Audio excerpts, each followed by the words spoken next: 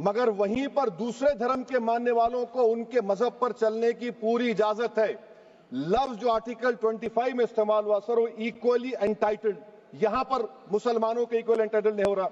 अभी हम गृह मंत्री का, वजीर दाखिला का यहां पर उनका हमने तकरीर सुनी, यहां पर वो ये कहते हैं वजीर दाखिला, शायद वो कटमुल्ला की जबान ना कह दें, वजीर दाखिला कहने पर वजीर दाखिला ने अपने बयान में कहा कि बोर्ड और कौंसल जो होगा वो माने वक्फ इस्लाम से अलग है।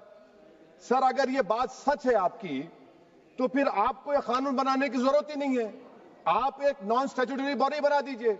ये जो कानून बन रहा है ना सर, ये आर्टिकल 26 इसका सोर्स है, और आर्टिकल 26 जब इसका सोर्स है तो आर्टिकल 26 का ABCD क्या कहता है कि रिलीजियस डिनोमिनेशन को अपने मजहब के अफेयर्स खुद चलाना, मूवेबल इमूवेबल प्रॉपर्टी को लेना और एडमिनिस्टर करना। जब हिंदू धर्म को, बौद्ध धर्म को, सिखों को यह राइट दिया गया है, तो आप कैसे मुसलमानों से छीन रहे हैं? तो यह आर्टिकल 26 का ग्रेव वायलेशन है। तो सर अब वक्फ यूजर का मामला देखिए, मिनिस्टर साहब ने कहा कि एंक्रोचमेंट हो रहा है, 17,000 एंक्रोचमेंट हुए हैं। तो यही नरेंद्र मोदी की हुकूमत ने 2014 में उस वक्त के मंत्री ने एक Waqf properties eviction of unauthorised occupants bill को इंट्रोड्यूस किया। आपने विड्रॉ कर लिया 2024 में उसको। क्यों विड्रॉ किया सर आपने? जब आप मान रहे थे कि एंक्रोचमेंट हो रहा है तो आपने बिल को विड्रॉ कर लिया। अच्छा सर, अब वक्फ यूजर को आपने निकाल दिया, माने कंडीशन क्या लगाए कि अगर उसमें डिस्प्यूट होगा और गवर्नमेंट प्रॉपर्टी होगी। सर डिस्प्यूट तो है, मिसाल के तौर पर मोहिबुल्लाह साहब जिस मस्जिद के इमाम है, पार्लियामेंट के सामने मस्जिद है सर, 123 प्रॉपर्टीज में मस्जिद है, डिस्प्यूट चल रहा है। कल कलेक्टर या डिस्ट्रिक्ट ऑफिसर बोलेगा कि भाई साहब ये गवर्नमेंट प्रॉपर्टी है, स्टिकर लगा दिया जाएगा, मस्जिद बंद, गवर्नमेंट प्रॉपर्टी हो गई, होगी ना सर? अब ये बताइए, आप जब से यहां पर पूरे बीजेपी रूलिंग पार्टी हमको ज्ञान दे रहे हैं कुछ नहीं होगा, कुछ नहीं होगा, मैं दलील के साथ बता रहा हूं आपको। ये मस्जिद दिल्ली गवर्नमेंट बोलती हमारी है, वक्फ दिल्ली वक्फ बोलता हमारी है।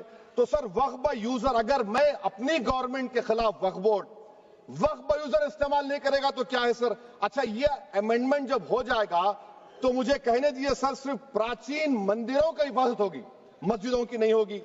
अब सर आप आ जाइए, अगर डिस्प्यूट मेरा एंशिएंट मॉन्यूमेंट से वक्फ का, एक मिसाल दे रहा हूं, दिल्ली में 172 वक्फ प्रॉपर्टीज ASI कंट्रोल में है, मैं तो हार ही गया वो, क्योंकि मेरे पास डॉक्यूमेंट नहीं है। आप कह रहे हैं कि डॉक्यूमेंट चढ़ाओ। अगर मेरा गवर्नमेंट से डिस्प्यूट चल रहा है, मैं तो क्लेम ही नहीं कर सकता, क्योंकि आप जज बनेंगे, आप ही फैसला करेंगे, और जब तक आप फैसला नहीं करते वो वक्फ की प्रॉपर्टी नहीं होगी। वो प्रोविजन डाल दिया आपने। अच्छा, अगर मेरा डिस्प्यूट एनक्रोचर से होगा सर, तो एनक्रोचर में तो आपने तो 107 को डिलीट कर दिया, आप रातों रात खाबिज को, एनक्रोचर को मालिक बना रहे हैं। सर मैं ये पूछना चाहता हूं आपके जरिए हुकूमत से, एक मुंबई में एक बहुत बड़े दौलतमंद है, खोजा बरादरी का यतीम खाना था, उन्होंने 2004 या 5 में 22 करोड़ में खरीद लिया। वो केस सुप्रीम कोर्ट में कि आप उनको मालिक बनाना चाहती हैं लिमिटेशन एक्ट अप्लाई करके, हमको बताइए, हम जानना चाह रहे हैं। और सच्चर कमेटी ने सर 2007 में कहा कि दिल्ली के 123 प्रॉपर्टीज की मार्केट वैल्यू 6,000 करोड़ की।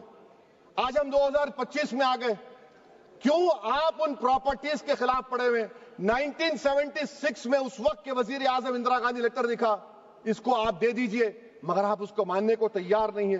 तो सर और एक जो झूठ फैलाया जा रहा है, management empowerment efficient development.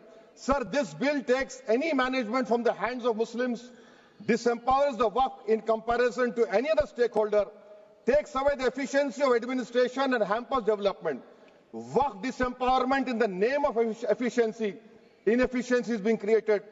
The progress of development from pre-independence till today is sought to be destroyed. Sir अभी हमारे होम मिनिस्टर साहब ने फजल पुकाया केस का जिक्र किया। सर मैं आपसे गुजारिश करूंगा कि होम मिनिस्टर जरा अच्छे लोगों को रखकर इंफॉर्मेशन ले। फजल पुकाया का ऑबिटर क्या है?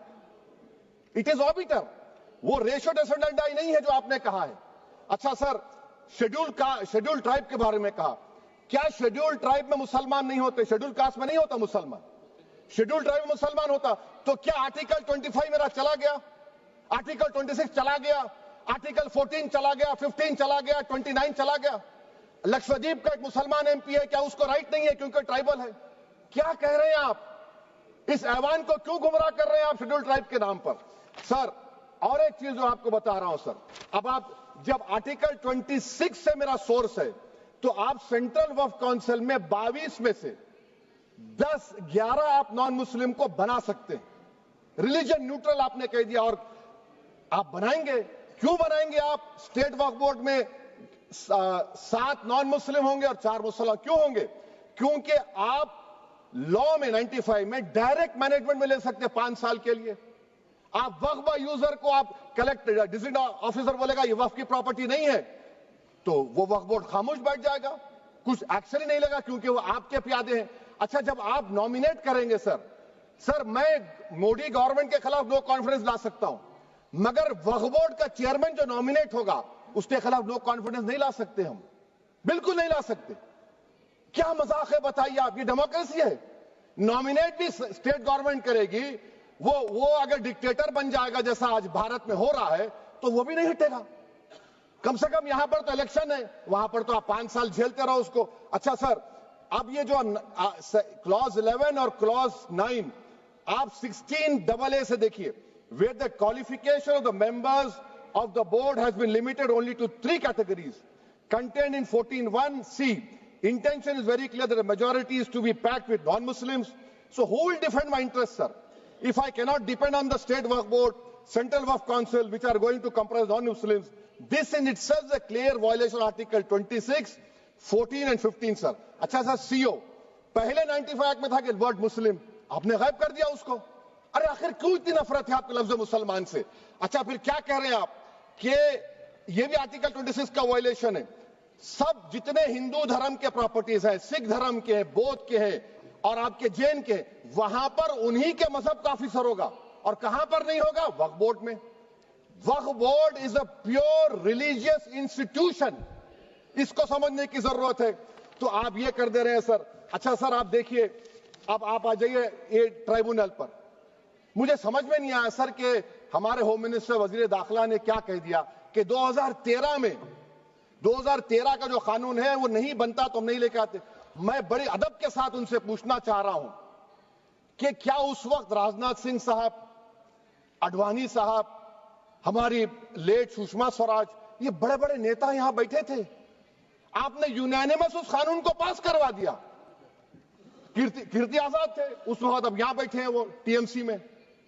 तो क्या आप गलत थे या वो गलत थे? हमको बता दीजिए, आप बता दीजिए। क्योंकि अगर अडवाणी आपके लिए बहुत बड़ा नेता है, मेरे लिए नहीं हो सकते, आपके लिए आपने पद्मश्री दिया उनको।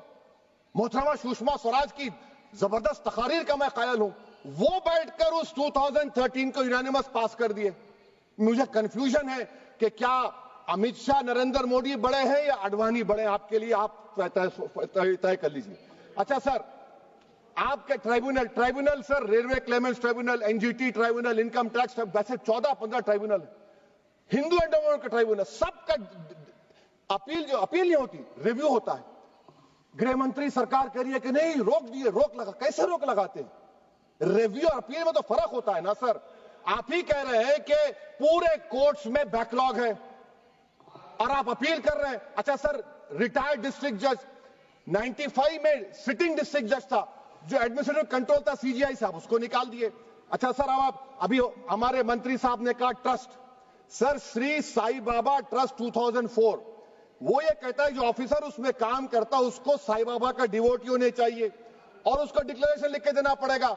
यहां पर हो रहा तो यहां पर क्यों नहीं हो रहा? अच्छा सर, आप फिर देख लीजिए, ये आपका हो गया सर। हाँ, अब अमित शाह साहब ने सेक्शन 2A के बारे में कहा और उन्हें इस बात का इकरार कर लिया कि दाऊदी बोहरा के लिए यह बनाया गया है। मगर मैं आपके जरिए से गवर्नमेंट से पूछना चाह रहा हूं, आपने तो उस प्रोवाइजो में दाऊदी बोहरा का नाम ही नहीं लिखा, आपने उनको भी थैंक यू कर दिया, उनका नाम क्यों नहीं लिखा आपने? और सर, और गवर्नमेंट क्या कर रही है? आप मुस्लिम समाज में जो जो जो बेकार किस्म के लोग हैं उनको एक रास्ता बना रहे हैं, एग्जिट दिखा रहे हैं कि तुम्हें वक्त से बचना है तो तुम ट्रस्ट बना लो। ये क्या कर रहे हैं सर आप? कम से कम उन दाऊदी बोरा को आप दे देते। अच्छा sir, clause 3V section 36 clause 18 देख लीजिए। Oral waqf, oral appointment has sought to be discontinued even though it is recognized practice in Islam. Muslim personal law has recognized oral waqf and 1937 Shariat Application Act. Sir आप clause 39 पर आ जाइए। 5 साल के लिए मुसलमान। मैं किरण रिजिजू से पूछना चाहता हूं, सर दाढ़ी रखे तो मुसलमान प्रैक्टिसिंग है या क्लीन शेव आपकी तरह है? तो बताइए हमको प्रैक्टिसिंग क्या होगा? अच्छा, किसी को पकड़ के मॉब लिंच कर दिया और बोले कि JSR का नारा लगाया, और वो JSR का नारा लगाया तो क्या मुसलमान रहेगा? नहीं रहेगा। या फिर देश के प्रधानमंत्री ने कहा था कपड़े देखकर पहचानो, तो क्या कपड़े देखकर आप कह देंगे? अच्छा, अगर कोई हिंदू, अगर कोई क्रिश्चियन हिंदू धर्म कबूल करता है तो क्या वो मंदिर को नहीं दे सकता प्रॉपर्टी? फिर भारत के संविधान में आर्टिकल 300 क्यों है सर? राइट टू इक्वालिटी क्यों है? फ्रीडम ऑफ रिलीजन क्यों है? 5 साल कहां से लाएंगे? अच्छा सर, और एक चीज सर, और एक चीज मैं आपको बोल के खत्म कर दूंगा सर।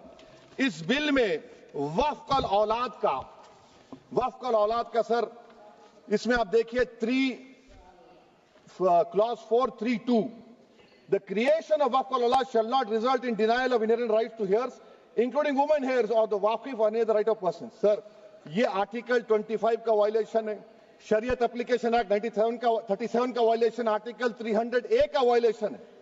अच्छा, हिंदू धर्म में सेल्फ एक्वायर्ड प्रॉपर्टी को एक हिंदू, अब उसके फर्ज के 2 बच्चे हैं, वो एक को अपनी पूरी दौलत दे सकता है, कोई रोक टोक नहीं है। वो कहेगा नहीं मैं घर के बच्चों को नहीं दूंगा, मोहल्ले के गरीब को दे दूंगा, वो भी कोई रोक टोक नहीं है। वहां पर आपको बच्चों की फिक्र नहीं है। जब मैं अपनी प्रॉपर्टी को अल्लाह को मालिक बनाकर दे रहा हूं, आप कह रहे बच्चों की फिक्र नहीं है।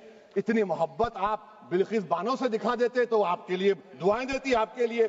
तो सर आप दूसरी बात आप देख लीजिए सर, आखिरी बात कहकर मैं अपनी बात को मुकम्मल कर रहा हूं सर। नहीं खैर मैं मुकम्मल कर रहा हूं, स्पीकर साहब बहुत टाइम दे दिए। सर आप देखिए, इसमें अमित शाह साहब बोले कि इतनी प्रॉपर्टीज का कब्जा हुआ, चोरी हुई, ये हुआ। सर क्लॉज 2652A सेक्शन, अगर कोई प्रॉपर्टी बेचता है 2 साल की सजा थी, आपने क्या कर दिया? उसको 6 महीने कर दिया। नॉन अवेलेबल था, आपने अवेलेबल कर दिया। सेक्शन 40 की बात करते हैं। सेक्शन 40 में सर हमको जो ज्वाइंट वर्किंग कमेटी का जो नोट्स दिए, उसमें मिनिस्ट्री ऑफ माइनॉरिटी अफेयर्स ने कहा कि 30 साल में 515 केसेस सेक्शन 40 के, और सिर्फ 8 लोग कोर्ट को गए। वक्फ यूजर का कानून तेलंगाना आंध्रा में है, सेक्शन 40 का कानून तमिलनाडु 63 है, आंध्र प्रदेश में 43 है। और सर आप डायरेक्शन दे रहे हैं। अच्छा, क्लॉज 4218B देखिए सर, आप रूल बना रहे हैं, कोऑपरेटिव फेडरलिज्म के खिलाफ है, इतना रूल बना रहे हैं। और आखिर में सर मैं आपको बताना चाह रहा हूं स्पीकर साहब, ये बिल का मकसद सिर्फ मुसलमानों को जलील और रुस्वा करना है, मुसलमानों को दूसरे दर्जे का शहरी बनाने का इनका मकसद है। सर अगर आप हिस्ट्री को पढ़ेंगे तो महात्मा गांधी उस वक्त के व्हाइट अफ्रीका में सफेद फार्म अफ्रीका के कानून को महात्मा गांधी ने कहा था कि ये मेरा कॉन्शियंस इसको मानता नहीं, मैं इस कानून को कबूल नहीं करता हूं। तो महात्मा गांधी ने क्या किया? उन्होंने उस कानून को फाड़ दिया। तो मैं गांधी की तरह इस कानून को फाड़ता हूं। ये अनकॉन्स्टिट्यूशनल है सर। इस देश में झगड़े पैदा करने का काम बीजेपी करना चाहती है मस्जिद और मंदिर के नाम पर, इसीलिए मैं इसका कंडेम करता हूं। और मैं आपसे गुजारिश करता हूं कि मैंने अपने 10 अमेंडमेंट दी है, आप इसको कबूल करिए सर, मुझे बोलने का मौका दीजिए और उस पर डिवीजन का मैं डिमांड भी करूंगा। Thank you sir.